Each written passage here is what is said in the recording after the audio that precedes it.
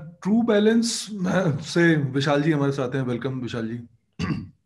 इस पूरे पेंडेमिक के दौरान ऑनलाइन सर्विसेज, चाहे वो पेमेंट को लेके हों, पेमेंट गेटअवेज हों, या अगर हम ओवरऑल ई कॉमर्स का जो सिनेरियो है उसने काफ़ी क्वांटम लीप लिया है। जो ये इस दौरान हमारा जो आईटी का पूरा सेटअप था, या जो हम एनेबल्ड थे, इंटरनेट की जो लिटरेसी थी, वो काफ़ी काम आई। उसकी वजह से कुछ नए ट्रेंड मुझे जो दिख रहे हैं साफ साफ, एक तो वर्क फ्रॉम होम का कल्चर जो है वो it is going to stay here, I guess at least for some firms. और दूसरा ये जो ऑनलाइन ट्रांजैक्शंस और ये सब बढ़ेगा, इसके लिए आपको क्या लगता है सरकार भी इस बजट में कुछ प्रोविजंस रखेगी इस सब को देखते हुए? और क्या एक्सपेक्टेशंस है? मार्केट का सेंटीमेंट आपको कैसे लग रहा है? मुझे जो अभी तक दिख रहा है कि market is very upbeat. Sensex के जो भी रिजल्ट्स हमें दिख रहे हैं, that shows clearly that the mood is in on a upbeat side. So कैसे देखते हैं आप बजट में? ओवरऑल आपका क्या एक्सपेक्टेशन है? और जी। Sure, VG.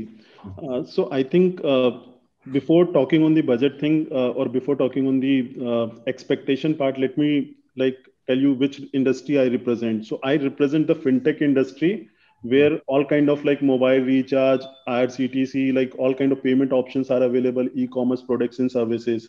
So Okay. True Balance is an application which provide all these products and services, even insurance product, and there are many other electronic products and services are available. Okay. Along with this, on True Balance application, people can also take loan, and it's kind of immediate loan. Uh, uh, the range is like around between 3,000 to 50,000, and on this application, actually, the so during this pandemic situation, when the liquidity was not available in the market, I think there was huge demand because बहुत सारे लोग थे जिन लोगों की job चली गई थी, उन सबको भी लोन की रिक्वायरमेंट थी। हर किसी ने इस समय पर अपना जो भी पेमेंट करनी थी उन्होंने फिनटेक इंडस्ट्री को यूज किया। तो मुझे पूरी उम्मीद है कि ये जो बजट आने वाला है इसके अंदर टेक्नोलॉजी साइड पे बहुत कुछ होने वाला है, फाइनेंशियल इंक्लूजन पे वर्क होने वाला है। स्पेशली जो कंपनीज हैं लाइक ट्रू बैलेंस, जिनके पास एनबीएफसी का सपोर्ट है, और जिस एनबीएफसी के सपोर्ट के थ्रू जो आगे लोन प्रोवाइड कर रही हैं, क्योंकि अभी हमने हमने देखा है कि रिसेंटली बहुत सारी एप्लीकेशंस बैंड हुई हैं जो कि लोन प्रोवाइड कर रही थी, बट क्योंकि उनके पास एनबीएफसी का सपोर्ट नहीं था तो वो एक तरीके से इलीगल वे में काम कर रही थी। बट एप्लीकेशंस लाइक जो डिजिटल लैंडिंग प्लेटफॉर्म्स है, मुझे लगता है ये आज आने वाला फ्यूचर है।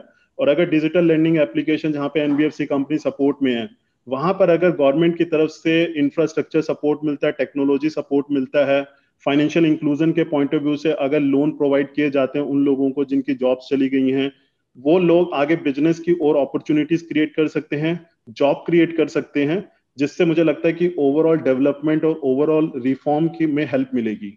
तो यहाँ मेरी सबसे ज्यादा एक्सपेक्टेशन है कि फिनटेक सेक्टर के ऊपर नो डाउट कुछ ना कुछ पॉजिटिव आएगा।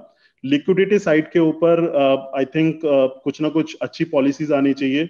आई एक्सपेक्ट कि there could be some collaboration kind of schemes wherein bankers and NBFCs can come up to contribute in the liquidity part so that more money can be provided to the small and medium size of businesses.